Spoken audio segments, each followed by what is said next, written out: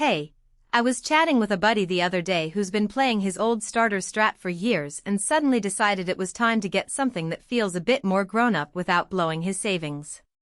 He's the kind of player who wants a guitar that sounds good straight out of the box, but also wants to feel confident that he's not stepping into a trap of hidden quirks that will bite him later.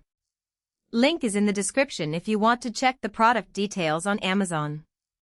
The big question we were both wrestling with was, does the Ibanez Premium AZ42P1 in that eye-catching Prussian blue metallic finish actually give you the performance and flexibility you need, or is it just a pretty piece of wood that will leave you reaching for a different neck after a few weeks? First off, let's talk about the core of any electric guitar, the body wood and the neck. The AZ42P1 uses a basswood body, which is a material you'll see a lot in mid-range guitars because it's lightweight and has a fairly even tonal response. In practical terms, that means the guitar feels comfortable when you're playing for an hour straight, and you won't be fighting fatigue on a gig that runs late.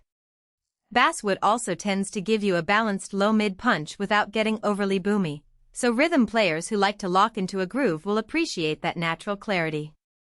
Pair that with a maple neck, and you get a neck that's relatively stiff, giving good sustain and a smooth feel under your hand. The maple also contributes a subtle snap to the attack when you're digging into the strings, which is something you notice when you're shredding a solo or just riffing on a chord progression. Now, the fingerboard is rosewood, which is a classic choice for many electric guitars. Rosewood feels warm under your fingers and adds a bit of natural compression to each note, making it forgiving if you're a player who occasionally digs in a little too hard. For a guitarist who likes to blend clean tones with a little bite, that little compression can actually help keep the notes from sounding too harsh when you crank the amp. The combination of a maple neck and a rosewood fingerboard is a tried-and-true pairing that gives you a nice blend of stability and comfort, and you'll notice that the frets feel level and reliable right out of the case.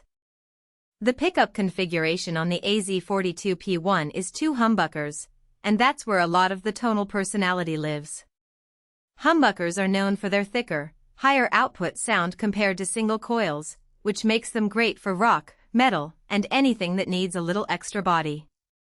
In real-world use, you'll find that the bridge humbucker cuts through a mix nicely when you're playing lead lines, while the neck humbucker provides a smooth, rounded tone that works well for jazzier chords or mellow clean passages.